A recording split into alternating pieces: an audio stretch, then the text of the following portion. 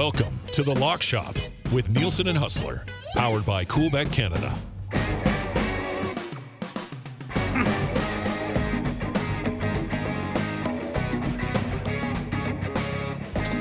11:01 on a Thursday. Welcome inside the Lock Shop. Dusty and Haas back with you once again. You can text us anytime if you're listening at Edmonton Sports Talk or on TuneIn. You can just text us to chime in, 780-218-9999, 780-218-9999. Of course, if you are watching on YouTube, let's go. Let's get this one taken care of. I see Mark's already over there in the nasty chat saying, let's chalk it up, baby. That was the chalk last night in the NHL. Had that little exclusive that the boys had up in the Cool Bet exclusive section with the three favorites getting it done last night, and it was the three favorites that ended up getting it done last night. Haas, what's up, buddy? How you doing, man? Doing well. Was just popping into Kevin Cheveldayoff's media availability. Chevy, he does not speak too much during the season. A special occasion today or what? I mean, I just think sort of mid-season address. Listen, pretty good time for Chevy to meet the media, to be perfectly honest. I was hoping that he'd just roll into the Matt Frost Media Center with that Vince McMahon strut going, all right, what do you guys want to talk about? Obviously, things have been going great for Winnipeg, but yeah, now looking forward. We've got a big slate of games. Was just running through the starting goaltenders tonight for a few selections and keep an eye on these NFL picks. But hey, I before we kind of dive into Lock Shop business, yeah, I have to ask you, how was that drive to work this morning? It's a little chilly here. Now, with that being said, the drive to work at 5 a.m. is never that bad. But today it was cold. I just went out between shows here and just drove my truck around for a bit because it's like it's an ice cube right now. Like it's. Well, you guys get it. I mean, what's been the coldest in Winnipeg? It's like we're on the verge here of hitting for the next couple of nights like minus 42, which will be the coldest that it's been here since like 2004 or something like that. We're talking like a 20-year cold here. That is absolutely nuts. I mean, we haven't even hit minus 20 yet this year. Really? Like we hadn't either prior to now. So yeah, it's been hit hard. Said, I think we are going to. I'm looking right now. I mean, like this is now the coldest period that we've had. I think it's like minus 17 for a high, low of minus 22. And then we got a stretch of some days starting next week. I guess this stuff's coming east. Yeah, it must be. Not quite as extreme as you guys have. Like daytime highs are like minus 21, 20. But I saw that. And like the minute you see a double-digit negative number that starts with a 4, you realize you're in sort of historic territories. I mean, I can't think many times in my life where it's even put. Buddy, we played in the world's longest hockey game. I think 2 times ago I played. Maybe it was the last time I played. But at night, the one night, and we played outdoors for like 11 straight days, and the one night it was like minus 38. And we were playing hockey outside. Like it was ridiculous. The ladies who were there to like look after our health they were putting beeswax on our face so our face wouldn't get frostbite. And I had my nose duct taped so it wouldn't get frostbite. Like it was fully duct taped. My nose was fully freaking duct taped. That was insane. So like as cold as it is outside right now, I had a couple of my buddies, a couple of my line mates from the world's longest hockey game text me today and say, I still have PTSD when I walk out into the dark and it's this cold from like those nights. Like it was just, the more I look back on that, it was just so insane what we were doing. It was just nuts. And all this talk about cold. I've been taking precautions over the last 24 hours trying to get ready for this game Saturday night at Arrowhead Stadium because the weather really has been the biggest, talking point about this game. Especially with the Miami Dolphins being the visitors. I'm just looking right now and I'm just switching this over to Celsius. So daytime high in Kansas City, minus 14 on Saturday, low of minus 21, potentially about a centimeter of snow, 26 kilometer-hour winds. it is going to be absolutely miserable out there for both the Chiefs and the Dolphins. The Chiefs, though, I mean, I was at that AFC Championship game last year, and that was not particularly balmy by any stretch of the imagination. I think we were at like sort of -8, -10. But again, there was a little bit of wind.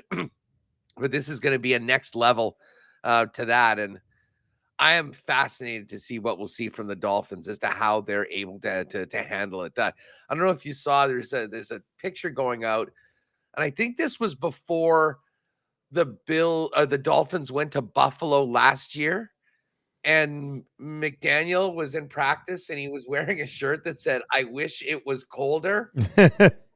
He's gonna get his wish, and that's a very interesting side story to one of the big divisional games that I'll be taking in on the weekend. Bill Belichick, no longer with the New England Patriots. I don't know if you saw. Did you see the headline from NBC New York? No. NBC New York tweets out, #breaking, Bill Belichick, who lost 2 Super Bowls to the Giants, expected to part ways with the Patriots later today. That's so good. Eli Manning. I always love it when people do that. Tom Brady, 0-2 versus Eli Manning in the big game. Moves on from New England to that's something that Eli Manning will always have, though. He got it done. Eli, I love Eli, big Eli, and I'll always be thankful to Eli for those 2 wins. He's got a special place in my heart, as many people that weren't Patriots backers. It is amazing, though. I mean, this guy is, I believe, number 2 all-time in wins.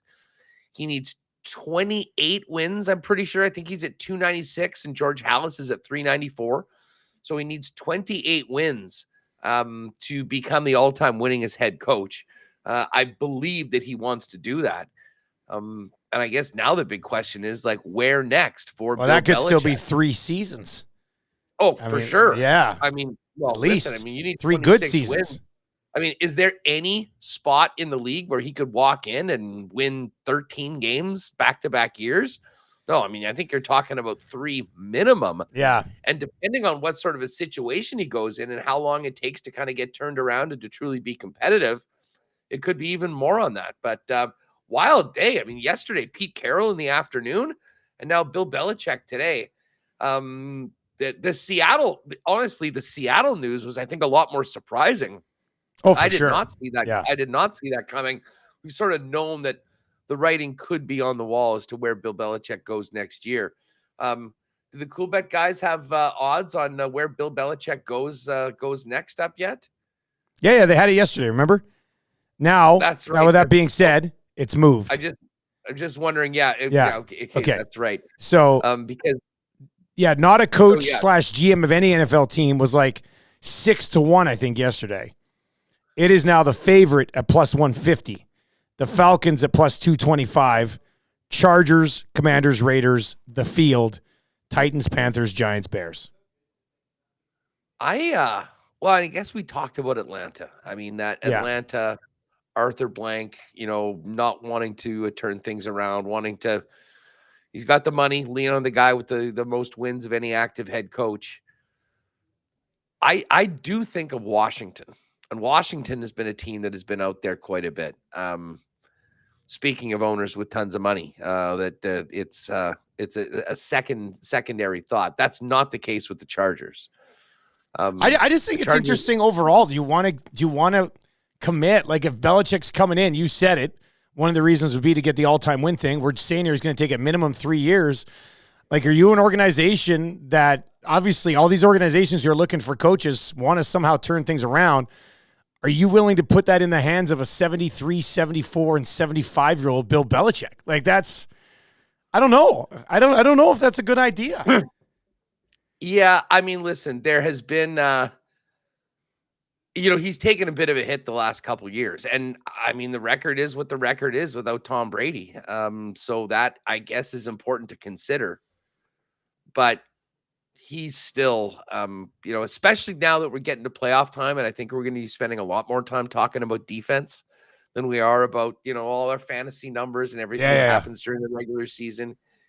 he still is absolutely brilliant. But wherever he goes, I don't think he should be the general manager of the club. I mean, that Lee Hacksaw Hamilton comes on with us every week on Winnipeg Sports Talk, and he said it a number of times. Belichick, the GM, failed Belichick, the coach in New England.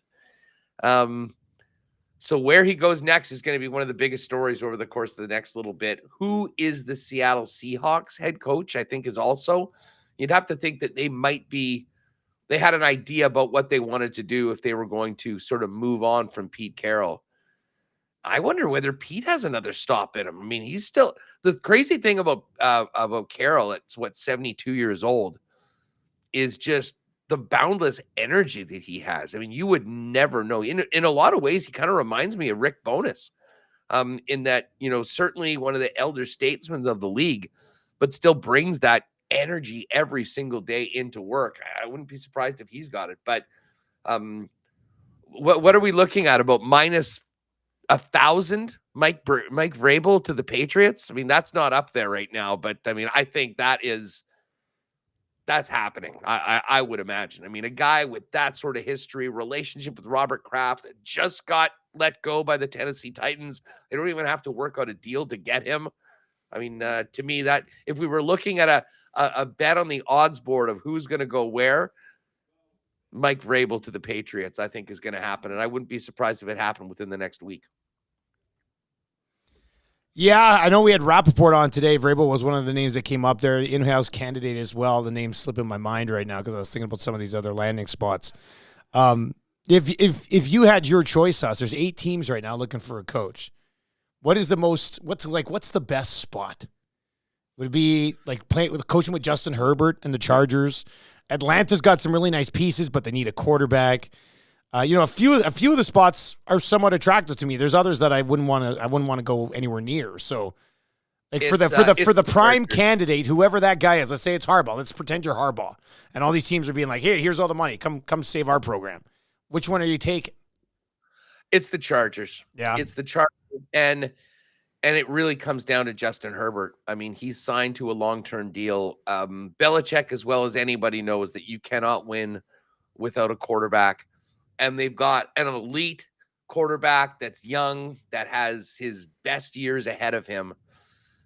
The one thing about the Chargers that is not attractive is that the organization's a little bit of a mess. I mean, Spanos' kid is the head of football operations. And their cap situation is an absolute disaster. I mean, Telesco sort of went all in this year, thinking that this is the year they needed to get it done. Like, I'm pretty sure that Keenan Allen, Mike Williams, Joey Bosa, maybe not Derwin James, but like all those players have cap hits like $30 million next year. They're way over the cap. So they're going to have to make some big time decisions, and they're going to have to get some younger players, some rookies in there that can actually play and do things on much lower deals. But they've got the quarterback. And I mean, when you look at Atlanta, they don't have the quarterback. Commanders definitely don't have the quarterback. The Raiders do not have the quarterback. Titans as well. And unless you were a big believer in Bryce Young, and I'm not sure what this season would have done to that belief, because he did not look like, let's just say that if there was a redraft right now, Bryce Young isn't going number 1 overall. Yeah. To me, the Chargers stand out above all because of Justin Herbert. Not to mention, wouldn't be bad living in LA, playing at SoFi, and everything that goes along with that. But this coaching carousel is going to be really, really interesting. And I know Chicago said that Eberflus is coming back, but I do wonder now. Like, I have been thinking over the last couple of days, especially since Mike Vrabel became available, and now with a guy like Belichick, if polls may reconsider that based on some of the players, some of the coaches that are available right now. And of course, Chicago is the most interesting team in the National Football League heading into this offseason because of the fact that with that Carolina trade, they have the number 1 pick again, and their decision as to whether they stay with Justin Fields and move that pick for what will be an absolute haul of draft capital, or whether they take Caleb Williams. That's a huge organizational decision that will affect them for the better part of the next decade. And you would think that the new head coach and management will have a big part in that. You can message us in the Nasty Chat. You can text us anytime, 780-218-9999, 780-218-9999. And hey, if you're in the Nasty Chat and you got some plays tonight, throw them over there. I'm sure Jake from CoolBet wouldn't mind putting together a little Nasty Chat parlay for tonight. I got a little EST parlay that we'll lay out. I've texted it to Jake, so hopefully we can get that up by the end of the show. We'll take a look at that. Spency 5 cents. He's in. It says Nugent Hopkins, anytime goal scorer, plus 220 on CoolBet, has 5 points in his last 2 games against Detroit. We will get to the National Hockey League, but we are talking some football. We are talking some NFL right now, Huss, and there had been more line movement for the games this weekend. I think I saw 3 changes, including the first movement that we saw in the Cowboys-Packers game. More movement towards the Texans. And I think the Dolphins-Chiefs line moved again a little bit, didn't it? Wasn't that at 4 yesterday? It's back to 4.5? Yeah. It was, this game started in around 2.5 or 3. It went to 3.5 pretty quickly. Then it went to 4. Now it's at 4.5. And, listen, this is just people, I think, saying, oh, my God, it's going to be one of the coldest playoff games ever. The Dolphins are screwed and betting the Chiefs. And I don't think that that's probably going back. Like, I'm thinking here, where do I bet this? Do I bet this now? I mean, I didn't jump on it early, and I do regret it. Or do I go from 4.5 to 5.5 and get plus money on the Chiefs? At minus 5.5. I mean, that difference. How often does a team win by 5? Very, very rarely. Plus 101 at 5.5. Yeah. Although more so now. But it will be the Chiefs. But as far as let's get to the Packer-Cowboy game for a second. That was the game that I did jump on early because I was surprised that the Packers were laying more than a touchdown to begin with. And I was a little surprised that, especially for 2 teams with such public followings, that we hadn't really seen much movement for the first time we have. And it's a significant point. When you're talking about 7.5 to 7 to 6.5, very similar to that 3 number, a really key number right now. So obviously there's a little bit of action coming in on the Dallas Cowboys, but not surprised that Chiefs number is sort of moved. Chiefs now plus 227. But combined with the change in the Browns game, let's see where the script parlay is right now if we put it in. So Browns, Chiefs, and Bills. Oh, and it's exactly plus 200 right now. Again, I think it was plus 204 when we put it in a couple days ago. It had dropped to plus 196. So if you want a straight plus 200 wager to follow the script, and the script, of course, is Joe Flacco and the Cleveland Browns going to Baltimore to play his former team in the divisional round and a Mahomes-Allen rematch. Moneyline Browns, moneyline Chiefs, moneyline Bills right now in at plus 200. We talked about it on the Nielsen show this morning here at Edmonton Sports Talk Us, and that was the fact that somebody was asked, they asked us during 3 questions too many today, what would be the dream Super Bowl for the NFL? And is that Niners Chiefs? Is it Niners Bills? Not. Cowboys Chiefs? I think Cowboys Bills. Cowboys Bills. That was our second answer, yeah. Dallas. Yeah, Cowboys Bills would be a big one, man. That would be huge. And you've got, so many storylines around that. First of all, just Dallas as a club, with Mike McCarthy getting there, Dak Prescott. 2 teams that, while, if you go back 30 years, were both incredible. And of course, the Bills went to 4 straight championship games, did not win, lost at the hands of the Cowboys. But both teams with massive fan bases, huge followings, great quarterbacks. That haven't won in a long, long time. It would make for an incredible Super Bowl week in Vegas. If you want to go off, for story wise, the Cleveland Browns, if Joe Flacco could lead the Cleveland Browns to the Super Bowl, what about Cleveland, Detroit? That's what Eric said this morning. He's like, Browns, Lions, man, the 2 organizations that could never get a sniff. Oh, it by the way, what are we at here right now with the one thing we just before, and we'll do our picks tomorrow. But while we're talking about this and the matchup, what do we have here? Okay, we've got some exact Super Bowl outcomes as well. Do we have a Cowboys? Yes. Well, Ravens, Cowboys, Chiefs to beat the Niners. The most likely Super Bowl outcome plus 615 is Niners beating the Ravens. Plus 650 is Ravens beating the Niners. 10-1 is the Niners beating the Bills. 13-1 is Bills beating the Niners. 13-1 Niners beating the Chiefs. And then 17-1 for Ravens beating the Cowboys, Chiefs to beat the Niners, Dallas Cowboys to beat the Baltimore Ravens. 30-1 for Ravens over the Lions, and Ravens beating the Eagles. But you can actually go way down. Like let's go deep here, because I think they do have every single possibility. Yeah, they have 80. Yeah, display all 87. There's 87 different combinations. Browns to beat the Lions is 250-1. What about the Lions to beat the Browns? Lions to beat the Texans is 300. Lions to beat the Browns is 250 as well. It's right behind. It's right beneath Browns to beat Lions. 1,000-1 for Buccaneers to beat the Steelers. There's a lot of Steelers at the bottom of this list. If we move past there, Packers to beat the Browns is 1,000-1. Detroit, still looking for Detroit to beat Cleveland. Because as I said, there are plenty of these.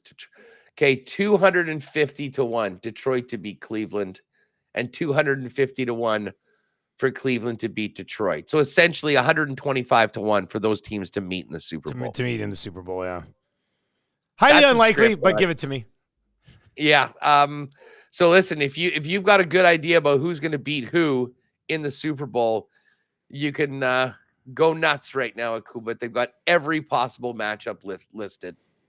But the AFC conference odds right now. So this is to advance to the Super Bowl out of the AFC.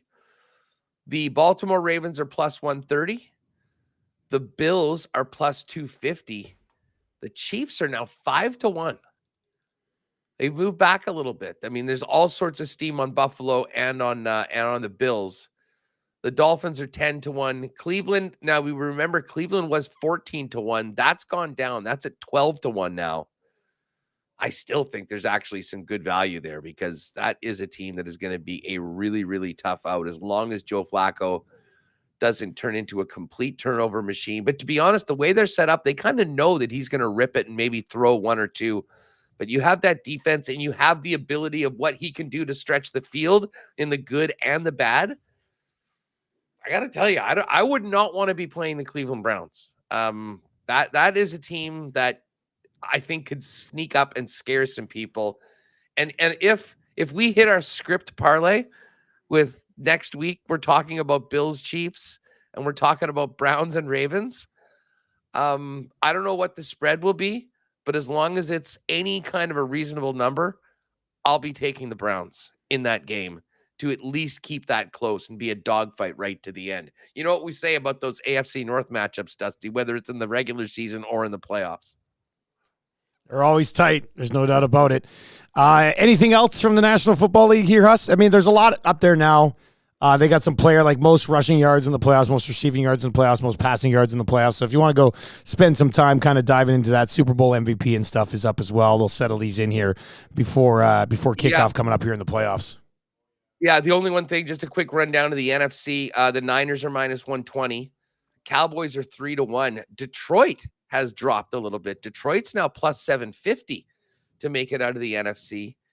Eagles 10-1, Rams 18-1, Bucks 35-1, and the Packers 40-1. Interesting that the Packers have a longer number than Tampa. Yeah, I was just going to say that. I was just going to say that. Yeah, no, Tampa did go in and wax them in Lambeau. What was it, 3 weeks ago? But I don't know whether you take too much about that. I think more than anything, it's the fact that Green Bay has to go to Dallas and Tampa's home against Philly. Yeah, Philly's been struggling. Tampa's home against Philly. And I have not seen anyone that is liking Philly right now. I mean, we will see some line movement in that game beyond the 3 that it's sort of settled at after the Eagles opened up as 4.5-point favorites. But I'll tell you what, that Bucks money line at plus 135 does look somewhat attractive, just because the Eagles haven't been able to beat anyone. I mean, they're coming off losses to the Giants and the Cardinals. I think Tampa will be a lot better than we saw in the last couple weeks. But we'll make those picks official tomorrow. This text comes in from Beef Nips at 780-218-9999. Yeah, it's a good name. Good luck in KC, Huss. I was at the Vikings-Seahawks in 2016 before U.S. Bank was built, and they were playing in the college stadium. It was minus 21 Celsius without the wind, the third coldest game in history. It sucked balls. That, well, as I say, I'm from Winnipeg. We're built for this. I picked up my buddy, shout out to my boy Dom, who lent me like one of those big ass North Face jackets. So we'll be fine. I have a feeling we won't be doing an extended 4-hour tailgate in the parking lot of Arrowhead Stadium beforehand, considering the wind conditions, but it should be good. And Beef Nips, just the mention of that game brings back so many memories. Of course, we're Vikings territory here. I mean, obviously, there's a whole bunch of people with different teams, but for the most part, there's a ton of Viking fans here in southern Manitoba and tons of season ticket holders as well. And this is a funny story. That game, when the Vikings played Seattle, was a Sunday afternoon, and it happened to be the same day that the Jets had a matinee game against the Buffalo Sabres, and it happened to be the return of Evander Kane. Oh boy! After Kane had been traded, and of course there was the tracksuit incident. So you had about 5,000 people that came to the game dressed in tracksuits. It was sort of a fan-created thing. It was tracksuit day. That was just an interesting aside. What I will never forget as long as I live is in between the second and third period, everyone's out in the concourse, and they've got the games. They got the game on the televisions. And Blair Walsh went to hit, what was it, about a 21-yard field goal, and missed it wide. And you could have heard a pin drop, literally with 1,000 people watching, and then just the groans. It happened again to the Vikings in the playoffs. One of the worst misses in NFL playoff history for what was an absolute chip shot. I'll never forget Paul Allen's call of that. And the very unique spot in the game. But it's bundle up time for this game. And I will be bundled up. Interested to see people in the chat if anybody has much hope that the Miami Dolphins of all teams, can go into one of the most coldest games of the year and be anything close to what they normally are. Because that's a hell of a lethal offense. I do wonder what they're going to be able to do with the rock hard ball. And this is the thing. And again, we'll break this down a little bit more tomorrow. Miami's defense is decimated right now. Xavier Howard's out right now. They're without their top 2 middle linebackers. Like, I cannot wait to see an Isaiah Pacheco rushing prop for that game, because he runs angry. That, to me, that seems like a perfect setup for weather like that. And I've been telling you all season long, as bad as the Chiefs offense looks, and that's what's got all the headlines, this defense is the best they've had in the Mahomes era. And these games right now are more and more won on the defensive side of the football, especially in conditions like we'll be braving Saturday night at Arrowhead.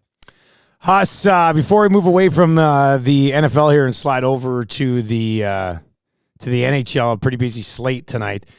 I don't know if you saw this, but Aaron Rodgers is on the Pat McAfee show today. What? He's on the Pat McAfee show today. One day after McAfee put out his note and saying, it's time to, Aaron Rodgers is on today. Front Office Sports just tweeted out, Aaron Rodgers is on McAfee's show today talking football. I don't know. Does he have breaking news? Does he have some breaking news? I mean, I have no idea, but I'm seeing it from like Awful Announcing, Front Office Sports.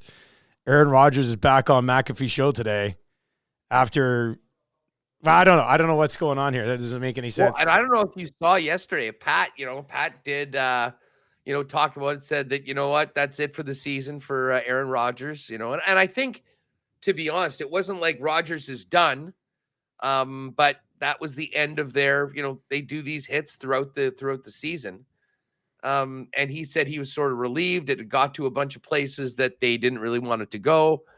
And they were moving on. They're talking sports. So, I mean, Aaron Rodgers talking football is fascinating, and I'm here for it. The problem is that every time you get him on in front of a microphone, he ends up into some vax conversation or some crazy conspiracy theory. And I don't think that was what it was originally intended for. And listen, we've all got our opinions on Rodgers. That'll be great. I'll definitely be going back to check that out afterwards, because that is quite a departure from what we've heard for the last 2 days. Yeah, that's quite a twist from yesterday. But that just goes to show that Pat McAfee is calling the shots on that show, and it's not anyone else at ESPN. Well, then what the hell was yesterday about? Well, I have a feeling what happened is that Aaron probably got in his ear and said, listen, this is sort of, I think probably realizing what a hit his reputation has taken. And he said, you know what, this wasn't the way that was supposed to be. How will we get back and talk about the playoffs? And listen, there's a lot of people that just hate Aaron Rodgers. There's a lot of people, I guess, that just love Aaron Rodgers because of something that he said. But the main middle wants to talk about the NFL wildcard weekend. And, if Rodgers has some takes on that, we'll check it out. But I did not expect you to say that to me today. Yeah, I did not expect to see it pop up on my Twitter feed either. That's quite the twist. All right, big slate, I should say, in the NHL today. Edmonton Oilers in action. We'll see when the EST parlay is posted. I have a little Oilers parlay tonight. It's what did I send to the boys? So you can get McDavid over 1.5 assists at plus 200. So I liked that. What did I send it to the guys? Oilers money line, McDavid over 1.5 assists, a Bouchard point, and a Draisaitl point. And like I said, McDavid over 1.5 assists is plus 200. So it won't be like a crazy number, but it's a pretty reasonable play tonight. So you can watch that. We've got some good suggestions rolling in for some possible shot parlays that have been trickling in from all the nasties over there as well. And I mean, let's start with the Oilers and Jets. I guess here, Huss. Oilers. An earlier game tonight out here. It's just after 5 o'clock our time. They're minus 179 on the money line. The puck line right now is plus 132. Are the Oilers 8 in a row now again? They're 8 in a row again.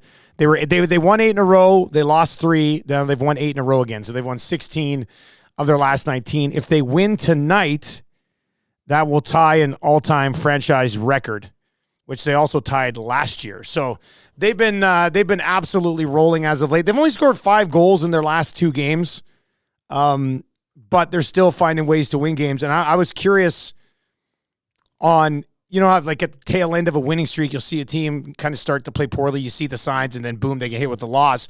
And I'm trying to wonder if what we saw against Chicago, just 15 shots on goal, like, is that the game before a winning streak ends, or is it kind of the one that you probably should have lost, you got away with, and now you string together a couple more wins? You know what I mean? Yeah, well, I mean, listen, they got Detroit right now. Detroit has won 3 straight games. They're 20-16. They're in that dogfight to get into a final wildcard spot. They're on the outside looking in right now. But, I mean, they do have a couple games in hand on the Tampa Bay Lightning right now, who are there at 45. And I guess the Islanders are the team that technically hold that last wild card at 46 points, and they're at even games. So they are right in the mix. Certainly not an easy game, but the easy game that everyone thought was going to be their last outing against Chicago, and they inexplicably only had 15 shots on net, which actually gives me a little bit of pause for this game tonight in Winnipeg. The Jets, I've never seen the Jets ever a minus 400 favorite. That's the situation here tonight. So, again, 2.5 goal puck line, plus 125 if you think that they can win by 3. But you just mentioned the Oilers. Like right now, dude, there are some teams that are seriously streaking. And I believe they're all playing tonight. Florida Panthers too. Yeah. Panthers 8 in a row. Oilers 8 in a row. Winnipeg Jets 7 in a row, but 9-0-1 in their last 10. And did you know that the Kraken have won 7 in a row and are 8-0-2 in their last 10? They've won 7 in a row now? I didn't know. I knew they'd been playing well, but I didn't know it was 7 in a row. 7 straight wins. They're 8-0-2 in their last 10. And funny enough, they are in action tonight as a road, where are we here? A road favorite in Washington at -119. Joey Decord's been on fire, though. I'm actually going to keep on rolling with the Kraken. We could actually put together just a keep on streaking parlay. Yeah. Like, what would that be? Panthers to win, Kraken to win, Oilers to win, and Jets to win. Plus 504. Now, even if you take the Jets out, it's funny. Plus 383. I'm always a guy like, well, why would we put the Jets on at -400? It can just screw you. But it actually that's a pretty good bump. Yeah, I want to have them in there on that one. It takes that play to plus 5 to 504. So let's just make sure that isn't an the exclusives aren't even up right now. Yeah, I thought there might be like it sounds like we're going streaking exclusive would be something Jake would probably put up, but I mean we can throw it out there and get it boosted. I mean they're probably going to want to do that anyway. We can just make that our EST parlay if we want today. The part. What does everyone think about that? So the Jets and Kraken make it 8 straight, and Panthers and Oilers make it 9 straight. I hear your goalie matchups in those tilts. Let's get that back up here. The Panthers are taking on the Kings. Kings have lost 6 in a row. By the way, PLD, fourth line, tough scene. You just hate to see it. Bob's in net for Florida at home to likely Cam Talbot with the Kings. Joey Decord been on fire. He is in the net against Darcy Kemper. What do we got for Edmonton? I'm assuming it's it's Pickard. It's Pickard. It's Pickard. Okay, Pickard versus Alex Lyon. And then I believe we've got LB tonight. LB's confirmed. Yeah, LB's confirmed. Yeah. Mrazek's listed as unconfirmed. He played here a couple of nights ago. Well, yeah. Why don't we do that? A little 4-gamer. Just we keep on streaking for a partner parlay. Although there are a couple other games that I kind of like, or maybe we could just kind of throw around.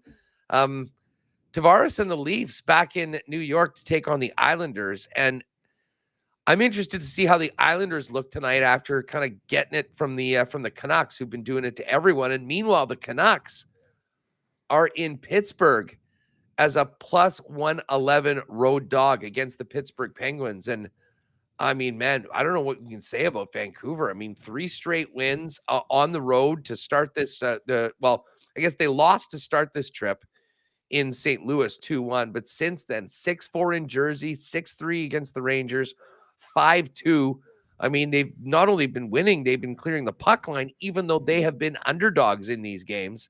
And then the Penguins, for their part, coming off a nice win in Philly, had an ugly home loss to the Sabres before that, a win against the Boston Bruins. Yeah, Pittsburgh's 9-3. Pittsburgh's 9-3-1 in their last 13.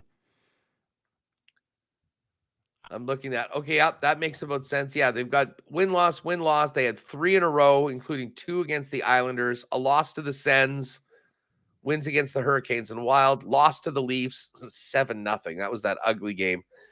And then beat Arizona and Canadians. But, I mean, the Canucks just keep on getting it done and making people money as the underdog. They are the most profitable team in the league this ahead of the I love it because you're getting the Canucks at plus money.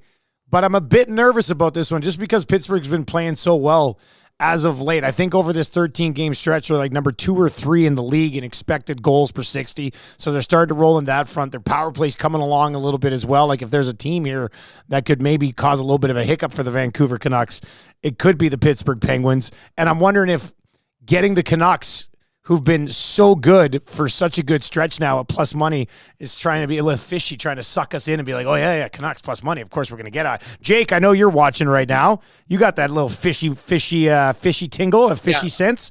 Let us know on the nasty chat there, Jake. I already come on that one. Are we getting a bite on the angler alert for the fishy line? Here's another interesting game. Tampa going up against New Jersey tonight, and of course, Jersey's without Jack Hughes. The Devils plus 126 road dogs. Tampa at minus 148. A lot of favorites winning. We've seen everyone in the chat doing the big. They're all fired up because of the been a chalky stretch parlays the last little bit. I am sort of looking at Tampa at minus 148 as a nice play tonight, as they try to kind of solidify their spot within that playoff run. And I'll tell you what, if you're looking for an underdog, may I introduce you folks to the San Jose Sharks tonight? The Sharks are in Montreal to take on the Habs. The Sharks have lost 12 in a row. They are 0-10-0 in their last 10 games, losing all games in regulation. The Habs had an early 2-0 lead last night in Philadelphia. They lost, travel after the game, right back home, playing San Jose. San Jose is going to win a game sooner or later. This might be the spot that they get it. I'm certainly not putting it in on any parlays, but I'm here to tell you right now, I will have a sprinkle on the Sharks at plus 149 to end this losing streak in Montreal against the Habs. I watched a good chunk of both of the last two Montreal Canadiens games. They were outshot 39-19 last night by the Philadelphia Flyers, and Drysdale for the Flyers last night. I don't know if you watched any of that game, man, but he looked good. He was out there in overtime buzzing around. Like he looked good. He looked like he's going to fit in just fine on the blue line there for the Philadelphia Flyers. But I didn't. Well, they were. Yeah, the Habs were outshot by 18 in that loss to the Rangers. They've lost 2 in a row in a shootout, so they managed to find a way to hang around. But maybe just hanging around's not enough with the quick turnaround and San Jose due for a win. I would agree with you. Certainly not putting it on a parlay of any sorts. But if you want to individually sprinkle the Sharks tonight, I don't think that's a crazy play. I will be doing that. I mean, it's such a big night. I mean, maybe we can put together another 3-gamer, maybe outside of the 4-game money line parlay. Yeah, we could do that. The go streaking. And again, we won't put San Jose on them, but I'm backing the Sharks tonight at plus 149. If you want to roll, I see a little bit of support for that in the chat. I like Tampa at minus 148. I guess we've already got Seattle on that other one. Do we know what the status is of Aiden Hill tonight for Vegas? Good question. Let's see. Because it's a late game. Yeah, I'm seeing here. See, yesterday, yesterday the Golden Knight, it's listed as unconfirmed Aiden Hill. I'm just looking back on Golden Knight's Twitter. This is from the team account. And Cassidy said Aiden Hill will play either against Colorado or Boston. Then yesterday they said Aiden Hill is expected to start tonight in Colorado. That did not happen. So does he go tonight? Because if not, I mean, you got to like Boston in that spot. I think it's minus 133 on the road.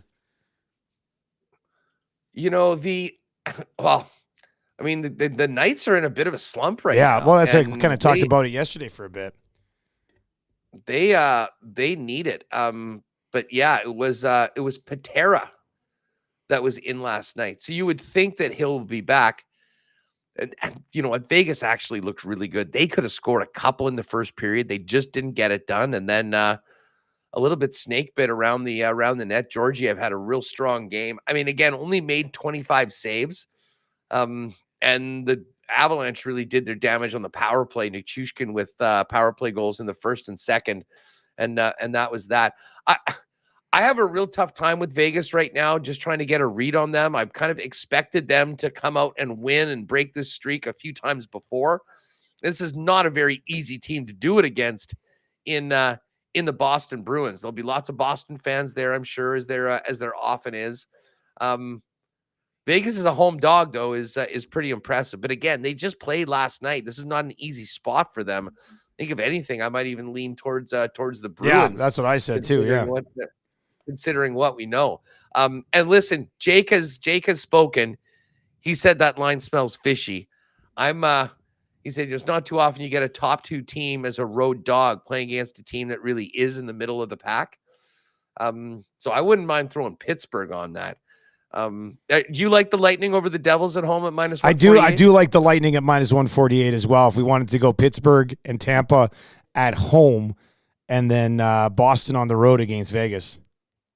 Let's see, what have we got there? That one would be a decent number. That one comes out to +419. And then lock shoppers, if you really want to get crazy, throw the Sharks on there and you get it up to 12. No, don't throw the Sharks on there. Don't throw the Sharks on there. Sharks are not a parlay team. Sharks are not a parlay team right now. Jake, if you want to throw that one together, Huss, are you good with that one? Like, I like that. Yeah. Boston, Lightning, and Penguins for a 3-gamer partner parlay, and then we'll do the 4-gamer, the chalky for one, those teams on crazy on those crazy streaks to lock it in and keep them all going. You'll have a WST parlay a little bit later on today? Put something together or what? Well, I'm trying to think of what the heck we're going to do for this one. Although I guess we did win in the last game. We almost owe it to the people to do another one. It's just tough to it's tough to figure out. I guess the Jets puck line, if you just take it to 1.5, goes to -156. I guess the big thing is you got to basically figure out a couple goals. And by the way, I was rattling off those goal props yesterday with the Dallas game. We were talking about Boldy for the Wild. We were talking about Hintz and Pavelski. Everybody scored last night in that game. Dallas completely smashing the Wild. Here's a funny stat. So the Jets and Wild played December 30th and 31st. So not even 2 weeks ago. And if the Wild had won those 2 games, they would have been 4 points back of Winnipeg. They're 20 points back of the Jets today. That's how quickly things have changed. And you don't see that very often, considering how many 3-point games. But that entire run that Minnesota had at 11-3 under John Hines, completely blown up. And I mean, a big part of it is that they are absolutely decimated when it comes to injuries. But yeah, we'll throw a Jet puck line in there and grab a couple goal scorers, maybe a couple points. See if they can light it up and keep it going. They certainly are. Again, though, I remember what happened to the EST parlay and the Oilers in general when we were expecting just a flood of goals. It was such a strange one, so it is giving me a little bit of pause. But yes, later on WST, we'll hit the cool bet lines in the second half of the program. We'll cook something up and try and go back to back with the WST parlay with the Blackhawks in town tonight.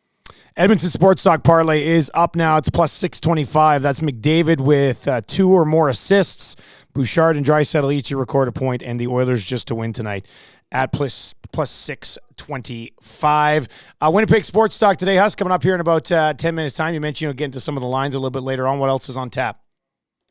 Yeah, this is going to be a fun show today. Well, first of all, Kevin Cheveldayoff spoke, so we'll have a bunch of clips from Chevy and talk about that. Scott Billick from the Sun's going to jump on. Josh Frey-Sam will get his thoughts. He won the Winnipeg Media Fantasy League by beating me in the finals, so he gets a chance to come on in WST and do his victory lap. But maybe the most interesting bit that we've got coming up is an interview with C. Hellebuck. Not Connor Hellebuck, Chuck Hellebuck. Chuck Hellebuck.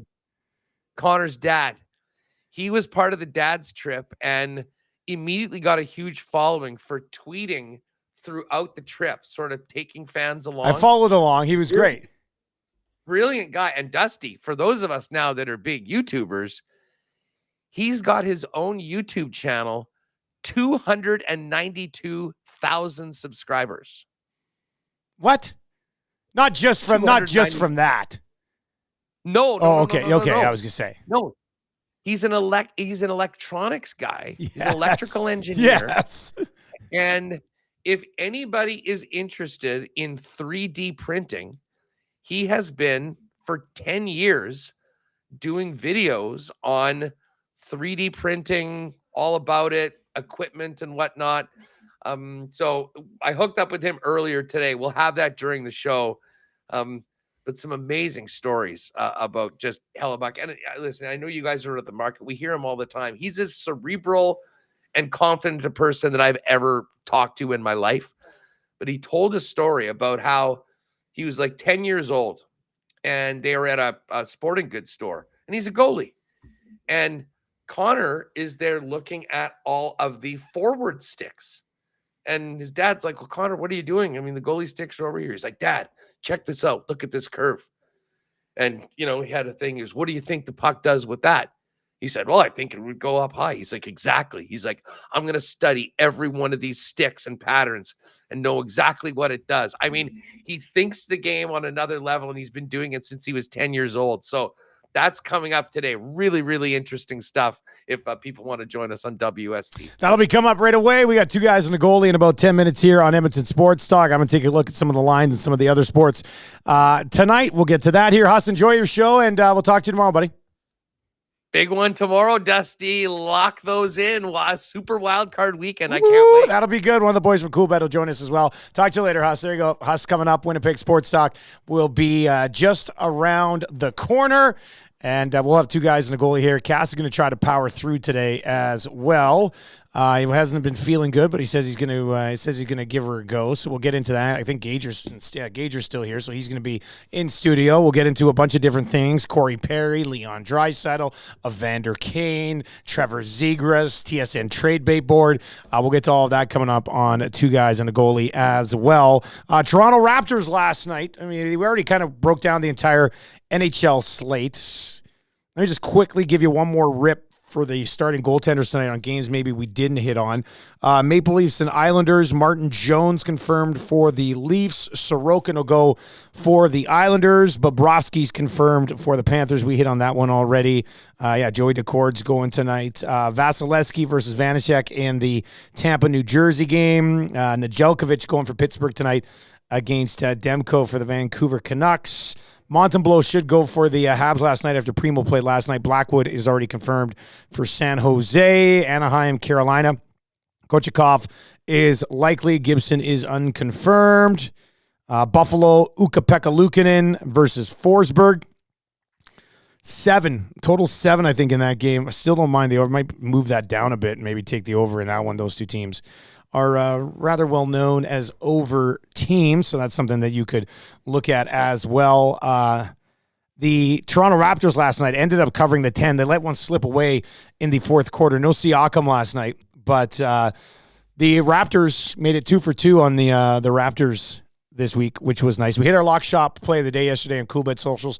Watch for one of those. It'll be firing over to the boys right after two guys and a goalie. We had Dallas in regulation last night at -122. That bad boy cash. We were on the Raptors yesterday at +10. They ended up covering that one as well against the Clippers tonight in the association. We got 5 games on tap tonight. You can bet them all right now over at Coolbet. When you go to Coolbet, if you've not yet signed up for an account at Coolbet.com, use the code LOCKSHOP when you do, and you'll get a 100% deposit bonus on your initial deposit up to 200 smackaroos.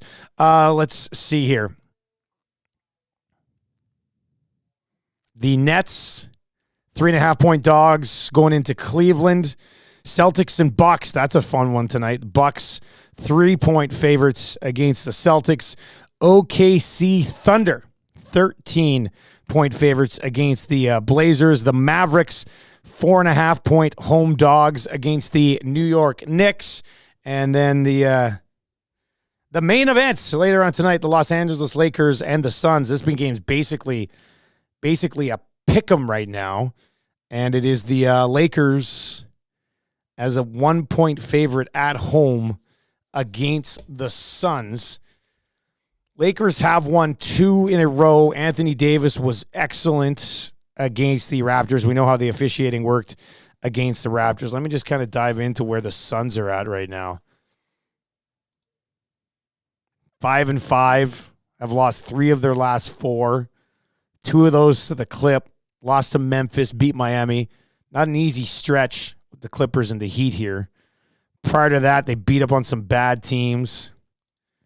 Yeah, considering the way the Lakers have played, I can see why this one's basically a coin flip tonight. It's probably a stay away for me.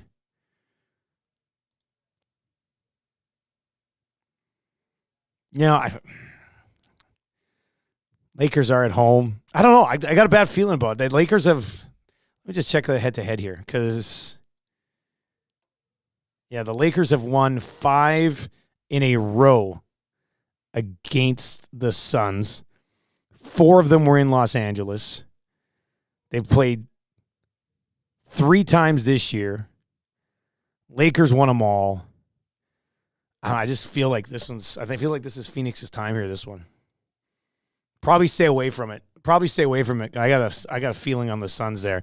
The die. I still don't know how to say it. The die. I see CFL changes. You talk CFL changes. We didn't get to CFL changes on the Lock Shop today, but if you want to download the podcast of the Nielson Show or go check it out on YouTube, lots of discussion about the CFL changes on the Nielson Show today. We have Dave Naylor, who's kind of the leader in covering those CFL changes. He was on the show today around 8:35-ish. If you want to hop on there, man, and you'll get your fix of CFL changes. If you're looking for a hockey fix, we got that coming up for you right here. 2 guys and goalie on the way, Nielson Gage and Cass. The whole crew going to be back together again. Cass says he might sound like he's been smoking 3 packs of smokes every single morning before hopping on the show today. But 2 guys and a goalie coming up. We'll get you ready for the Oilers and the Red Wings. We've got lots to get to. TSN trade board is up. There's 1 Edmonton Oiler on there. How many other names could the Oilers possibly be interested at? We'll get into that. The Oilers' goal scoring hasn't been great just as of late. Is tonight a night where maybe they explode a little bit? Vander Kane, how much longer will he remain happy on the third line? We'll get into that. We'll talk a little bit about the workload of Skinner, who we know is not playing tonight. We'll get into the Oilers' line. Should the Oilers be on Corey Perry? Should Oilers fans be worried about the future of Leon Draisaitl? We'll take a look at some other stuff around the league as well. That's coming up on 2 guys and a goalie. Don't go anywhere. We will have that for you in just a couple of moments. If you're on YouTube, turn on autoplay. That'll take you right on over. If you are listening on TuneIn or at EdmontonSportsTalk.com, you get a whale and a wolf for a few minutes, and then 2 guys and a goalie will get fired right up. Best of luck tonight, and we'll talk to you tomorrow on the Lock Shop.